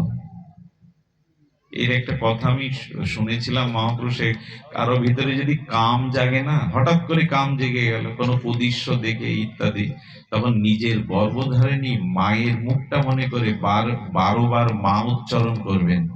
দুগ্ধটা উল্লে যেতে গেলে যেমন জলের ছিটে দিলে উদ্বর্তন দুগ্ধটা শীতল হয়, হয় কিনা? এবং মায়ের মুখ মনে করে 12বার যদি মা এই শব্দ উচ্চারণ করতে পারেন, কাম আপনার হতে চলে। একদিন পরীক্ষা করে দেখবেন। এই জন্য ভক্তির দিকে তাকাতে হয়। যখন কাম বাসনা এসে হাজির হয়, বারবার প্রভু রামচন্দ্র সীতার দিকে তাকাচ্ছেন, ভক্তির দিকে তাকাচ্ছেন।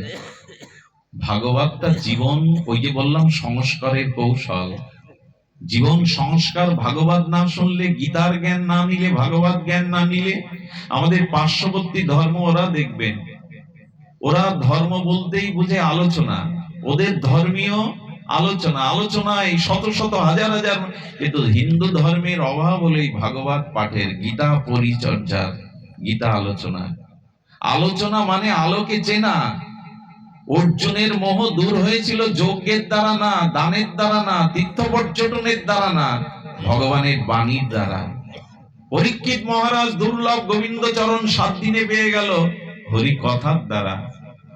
যে গ্রামে যে অঞ্চলে দেখবেন শুদ্ধ ভাগবত পাঠ, শুদ্ধ আলোচনা প্রচার হয় না, ধর্মীয় আলোচনা, সেখানের মানুষের শুদ্ধ ভক্তি জাগতে পারেই না, সংস্কার জাগতে পারেই না।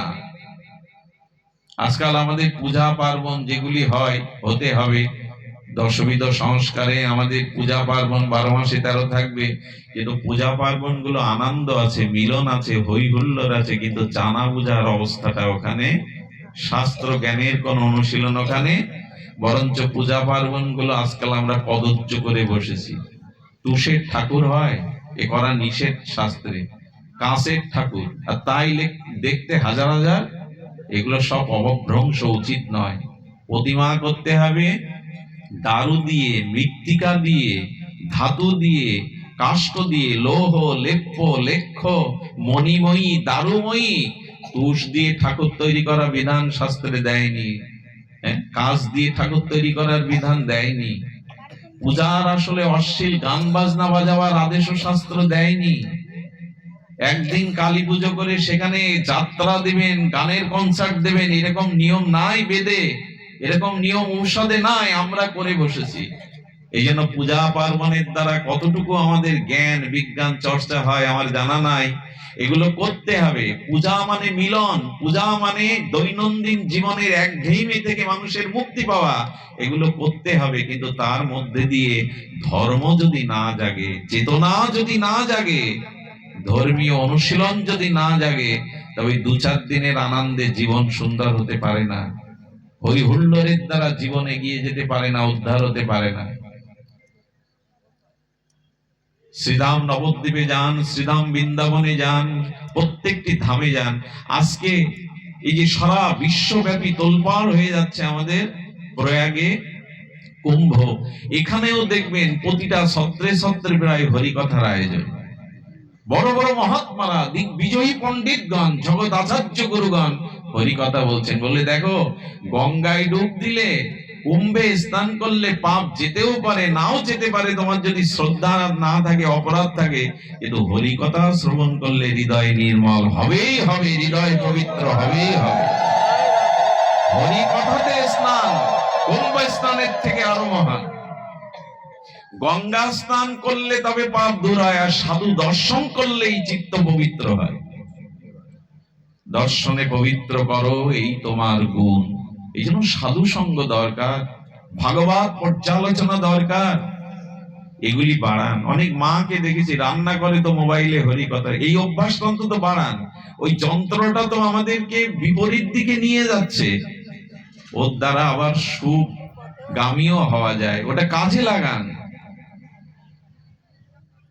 আজকাল তো ওগুলো বাড়ি বসেই শোনা যায়। এক মা ইন্ডিয়া থেকে কল করে কেঁদে ফেলেছেন, বাবা আপনাকে সাধুবাদ জানাই, বাবা আপনাকে কি বলে, মা আমাকে চেনো না জানো না, এরকম প্রশংসা করছো কেন? বলে আমার মেয়েটা বিপদগামী হয়েছিল, আপনার মনুষ্যত্বের একটা পাঠ শুনে মেয়েটা হাতে নখ কেটে ফেলেছে, এখন আর হাবিজাবি পোশাকও পরে না, বাবা সে ভগবানের দিকেই এখন মনোসংযোগ করেছে, আপনাকে ধন্যবাদ। কে কে আমি চিনি না জানি না, কল করে বলছেন। আমি নিজেকে দিয়ে বলছি, মানে হরি কথা অজান্তেই মানুষকে চিত্ত শুদ্ধি করে দেয়, পরিবর্তন করে দেয়। এগুলো কাজে লাগা। আমি দেখেছি অনেক মুসলিম ভাইরা মাটি কাটার কাজ করতে যাচ্ছে, হাতে মোবাইলে ওদের ওয়াজ বাজাচ্ছে, হালকাতায় ওয়াজ বাজাচ্ছে, আজান দিলেই তারা গান বন্ধ করে দেয়। মুসলিম ঘরের ছেলেরা আজান দিলেই তাদের হাতে মোবাইলের গানগুলো বন্ধ করে দেয় সম্মান দেওয়ার জন্য। আমাদের এই চর্চাটা কবে হবে? ওরা মাদ্রাসায় সকালবেলায় বক্তব্য দেয় কোরআন শিক্ষার জন্য, কই আমাদের গ্রামে অনেক শিক্ষক মাস্টার রিটায়ার্ড করেছেন, কই একটা শাস্ত্র আলোচনা, গীতা পর্যালোচনার মতো একটা স্কুল কই? আর স্কুল হয় 6 মাস পরে বন্ধ হয়ে যায়। প্রথমে 100 ছেলে আসে, 3 মাস পর 50 জন, তারপরে 3 জন, তারপরে শেষ। আমরা শুরু করি, শেষ তুলি না। এর পেছনে অর্থ নিয়োগ করি না, আমরা এর পিছনে সহযোগিতা করি না। কার দায় আছে যে সব ভার একা তুলে নেবে? আপনার সমাজের প্রতিও একটা দায়িত্ব আছে, জাতির প্রতিও একটা দায়িত্ব আছে। শুধু বউ ছেলে মেয়ে নিজের খাওয়া পড়া নিয়ে ভাবনার জন্য আপনি মানুষ না। আপনার সমাজের প্রতি, রাষ্ট্রের প্রতি, প্রতিবেশীর প্রতি, মানুষের প্রতি আপনার একটা কর্তব্যবোধ আছে, কই সেটা? এই জন্য অনুরোধ করব, জাগুন, নিজেকে জাগান। আমরা অনেক কাল ঘুমিয়ে আছি, এই ঘুম থেকে জাগাতে পারে শুদ্ধ ভাগবত সঙ্গ, শুদ্ধ হরি কথা, শুদ্ধ সাধু সঙ্গ। শ্রীমৎ ভাগবত গীতার মতো এমন অনন্য গ্রন্থ ঘরে থাকতেও আমরা সমস্যায় জর্জরিত। গীতার প্রতিটি শ্লোক আপনাকে নূতন জীবন দিতে পারে। পৃথিবীতে এমন কোন সমস্যা নেই যা তার সমাধান গীতা তুলে ধরে। এই জন্য গীতা এবং ভগবানের দিব্য নাম এটি শুরু করেন। শুধু ভক্তমণ্ডলী, আমি শুরু করেছিলাম যা দিয়ে, তাই দিয়ে বলছি, ধর্ম যদি না জাগে, ভক্তির দিকে তাকাতেই হবে। রামচন্দ্র ভগবান হলে ওদিকে তাকাচ্ছেন, আর কি করলেন জানে? লক্ষণের দ্বারা ওর নাক কান, লক্ষণ হলো বৈরাগ্যের প্রতীক। লক্ষণ কিসের প্রতীক? সব ভোগ ছেড়ে প্রভুর সেবার জন্য বেরিয়েছেন। তা বললেন, যদি কখনো কামনা বাসনা আছে, তাকে ছেদন করবার অস্ত্রই হলো বৈরাগ্য, বিষয়ে বিরক্তি, ভোগে বিরক্তি।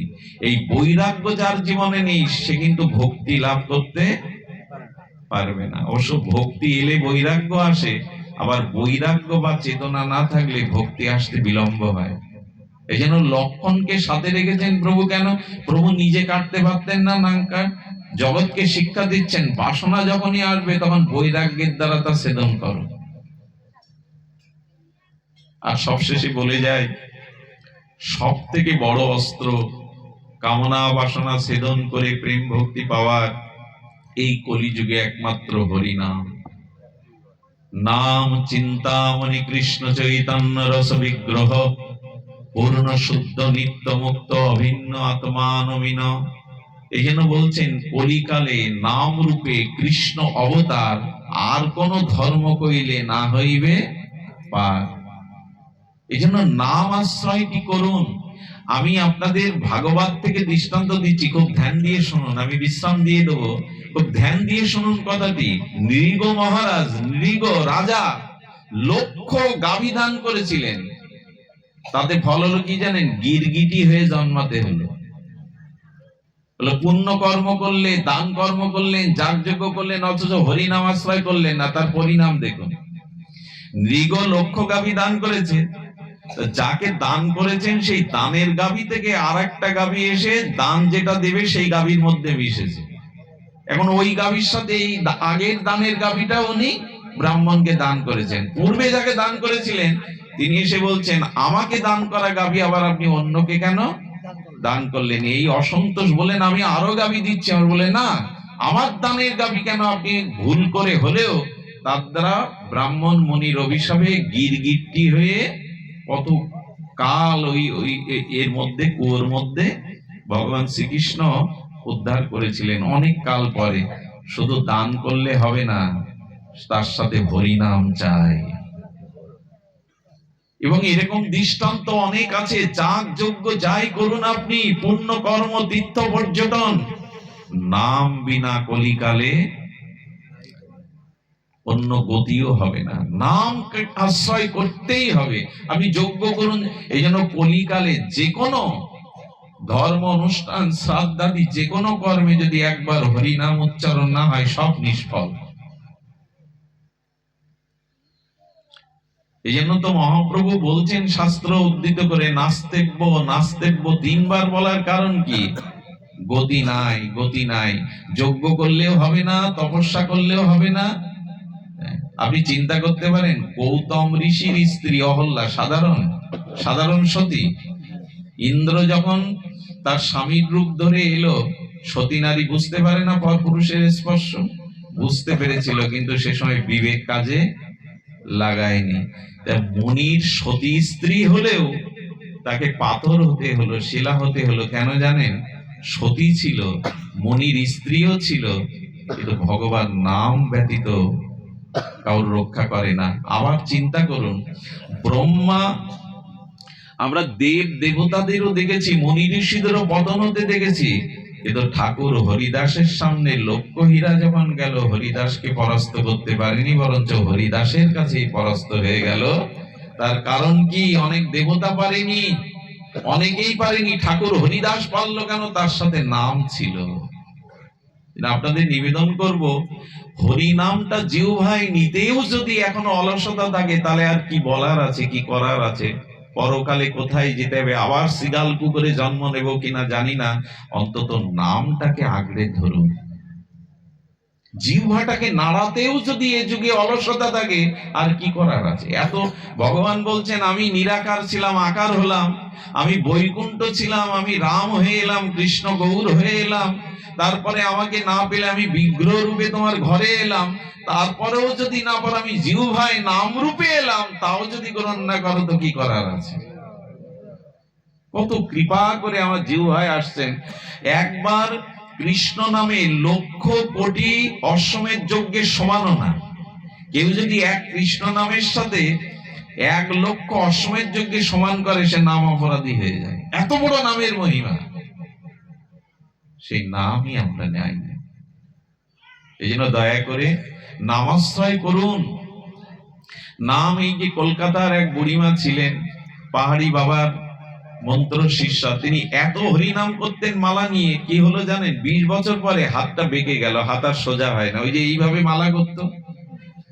মৃত্যুর আগে কি বলে গেল বৌমাকে জানেন? আমি অসুস্থ, যদি স্মৃতিশক্তি না থাকে, মৃত্যুর সময় আমার মালাটা হাতে ধরিয়ে দিও, আঙুলে ধরিয়ে দিও। আইসিইউতে রাখা হলো। ডাক্তার বলল ওনারা 10 মিনিট পরমায় আছে, এর থেকে যদি বের করতে চান, কারো কিছু করার থাকে, সারা জীবন উনি ভগবানকে ডেকেছেন, তো 10 মিনিট পরমায় ওনাকে আইসিইউ থেকে বাইরে বের করা হলো। বৌমার হঠাৎ করে মনে পড়েছে, উনি তো বলেছিলেন শেষের সময় মালাটা আমার হাতে ধরিয়ে দিও। উনি মালাটা ওনার হাতে দিয়েছেন আঙুলে, কি বলবো, পুরো শরীর নিস্তেজ, কিন্তু এক মালা জপ করে তারপর তিনি দেহরা দিলেন। এক মালা জপ করে তারপর তিনি দেহরা দিলেন।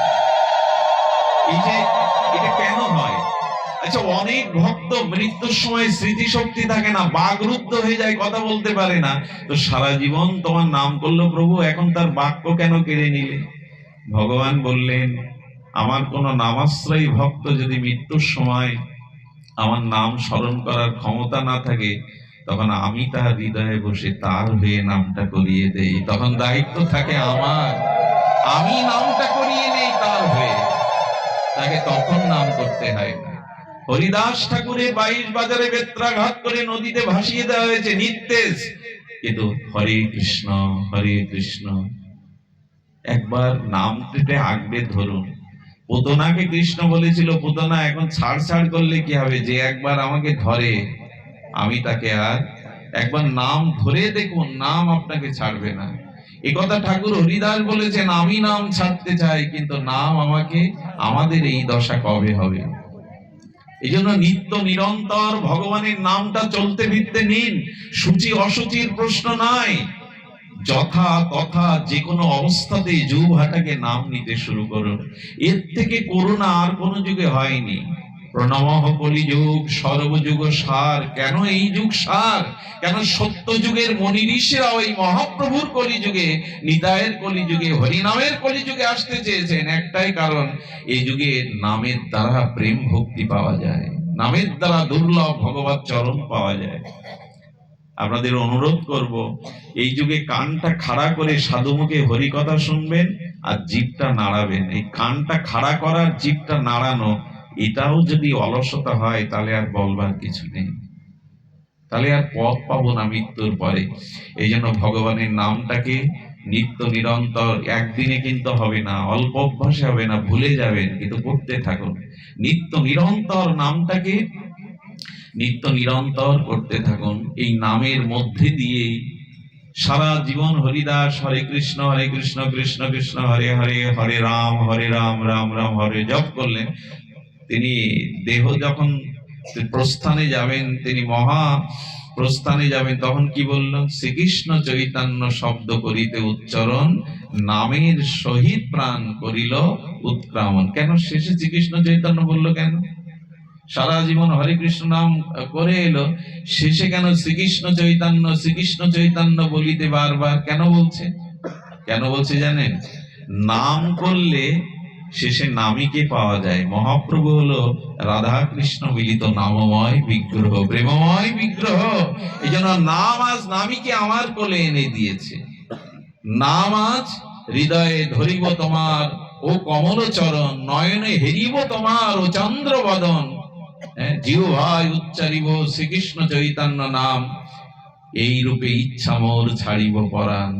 নাম করলে নামই এসে বুকে জড়িয়ে ধরে শেষে। নাম শব্দের অর্থ কি জানেন? নাম নামায়তি ইতি ইতি নাম। নাম শব্দের অর্থ হলো নামীকে যিনি নামিয়ে আনেন তার নাম নাম। আমি যদি এখন বিষ্ণু ডাক্তারকে ডাকি, উনিই তো আসবেন না আপনি আসবেন? যার নাম ধরে ডাকলাম তিনিই তো এখানে আসবেন। যদি ডাকি আপনার নাম ধরে ডাকলে আপনি আসবেন, অন্য কেউ আসবে না। এটা যদি জগতের নিয়ম হয়, তবে নাম শব্দের অর্থ হলো নাম নামায়তি ইতি নাম, অর্থাৎ নাম নামীকে টেনে নামায়, নাম নামীকে আপনার কাছে এনে দেয়। এই জন্য নাম হলো এই যুগের সর্বশ্রেষ্ঠ সাধন। শোনো মিশ্র কলিযুগে নাহি তব যোগ্য, যে জনা কৃষ্ণ ভজে তার মহাভাগ্য। অতএব গৃহে তুমি কৃষ্ণ ভজ গিয়া, খুঁটিনাটি পরিহরি একান্ত হইয়া, সাধ্য সাধন তত্ত্ব যা কিছু সম্বল, হরিনাম সংকীর্তনে মিশাল সকল। প্রভু কহিলাম এই মহামন্ত্র। আর কি বলছেন? হরে কৃষ্ণ কৃষ্ণ কৃষ্ণ হরে হরে, হরে রাম রাম রাম হরে হরে। প্রভু কহিলাম এই মহামন্ত্র, ইহা গিয়া জপ সবা করিয়া নির্বন্ধ, ইয়া হইতে সর্বসিদ্ধি হইবে সবার, সর্বক্ষণ বলইতে বিধি নাহি আর। এটা বলো, সর্বক্ষণ বলো, এতে বিধি রাখেননি। এক কৃষ্ণ নামে সমস্ত পাপ ক্ষয়, আর কৃষ্ণ নাম লইতে প্রেমের উপচায়। নির অপরাধে ভগবানের দিব্য নাম নিলে পাপ দূরী। একটি দিয়াশালের বারুদ একটা গ্রাম পুড়িয়ে দিতে পারে। একটা ঘোলা জলের মধ্যে স্ফটিক দানা দিলে, ফটকিরি দানা দিলে জলের দূষিত ভাবটা কেটে যায়। যদি তাই হয়, তবে এক হরি নামে আমার হৃদয়ের পাপ বাসনাও পড়ে যাবে। এক হৃদয়ে এক নাম চিত্ত শুদ্ধির কারণ হয়ে দাঁড়াবে। তাই জগতের নাম নিন। আমি আপনাদের কাছে এখন একটা দক্ষিণা চাইবো। দক্ষিণাটা টাকা নয়, দক্ষিণাটা এই, দয়া করে ভাগবত শুনলে দক্ষিণা দিতে হয়। একটা ফুল হোক, একটা ফল হোক, একটা টাকা হোক। তা আজ আমি আপনাদের কাছে দক্ষিণা চাইবো, দয়া করে যদি এসেছেন কষ্ট করে শুনলেন, কাল থেকে অন্তত 108 বার ভগবানের নাম নিতে শুরু করেন। এই দক্ষিণা তো চাইতে পারি আমি আপনাদের কাছে, এইটুকু তো চাইতে পারি। কাল থেকে অন্তত 1 মালা করে নাম নিন। এই হরি নাম আপনার জীবনের পরম কল্যাণের কারণ হবে। সুধী মণ্ডলী, আপনাদের সবার মঙ্গল কামনা করে, কল্যাণ কামনা করে, হরিকথা বিশ্রামের আগে একটা কথা জানিয়ে, আমাদের এই মামনি, ওর এই অনুষ্ঠান করবার ব্যাকুলতা, বিশেষ করে ওর মা ঠাকুমা পরিবারের, আমি বড় অবাক হয়েছি। মেয়েটা অনেক কষ্টের মধ্যে লেখাপড়া শিখে এখন হয়তো ঈশ্বরের কৃপায় তার যোগ্যতায় প্রতিষ্ঠা একটা চাকরি পেয়েছে, কিন্তু এই অর্থটাও সৎ কাজে লাগালো। কিছু অর্থ আয়ের উৎস বৈষ্ণব সেবা, ভগবত হরিকথা গুণগানে ব্যয় করতে হয়, তবেই সেই অর্থের সৎ উপযোগ হয়। ওদের জন্য প্রার্থনা করবেন, ওদের যেন কৃষ্ণ ভক্তি হয়, ভগবত ভক্তি হয়। আর ওদের আয়োজনে যদি কোনো ত্রুটি থাকে, ওদের সেবাতে যদি কোনো অপরাধ হয়ে থাকে, ওদের হয়ে আমি আপনাদের কাছে হাত জোর করে ক্ষমা প্রার্থনা করছি। ওদের ক্ষমা সুন্দর দৃষ্টিতে দেখবেন, একটু প্রসাদ পেয়ে গৃহে ফিরবেন। আর এই জীবাদমের জন্য দুপুরে 2 জায়গায় গেছি, স্নান আহারের সময় নাই, দিন রাত ছুটছি, একটু করুণা চাই, আপনাদের আশীর্বাদ